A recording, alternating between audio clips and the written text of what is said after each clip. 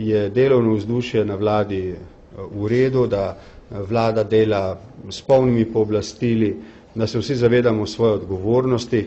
Malo pred tem sem slišal, da minister Golobič razmišlja morda o odstopu, ali se bo tako odločil ali ne, bi si želel, da se posvetuje tudi z menoj in bi ga naprosil, da morda tega ne stori do odločilnega datuma pokojninske reforme. Najmanj, kar si zdaj vlada zasluži, glede na to, kar je vložila v reforme, je, da bi se veliko več v javnosti diskutiralo o krizi koalicije.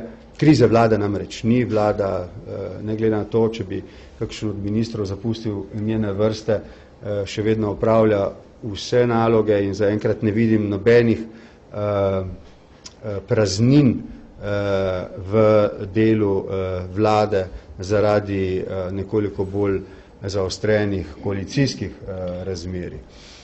Želim si, da bi minister Golobič dvakrat premislil to odločitev.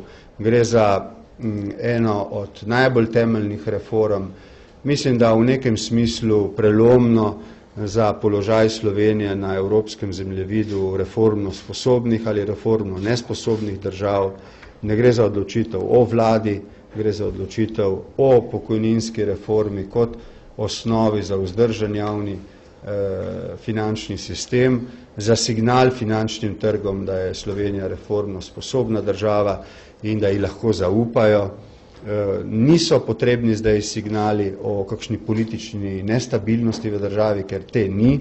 Gotovo teče neka demokratična polemika o tem, kaj se dogaja in kaj se utegne zgoditi, vendar pa mislim, da je na vseh odgovornih političnih akterjih, da se zavedajo, da vladne krize v Sloveniji ta hip ni, da je, tako kot v nekaterih drugih državah, nekaj ostrejših tonov znotraj koalicije in namer za morebitno zapustitev te koalicije, to da dokončnih odločitev še ni sprejetih.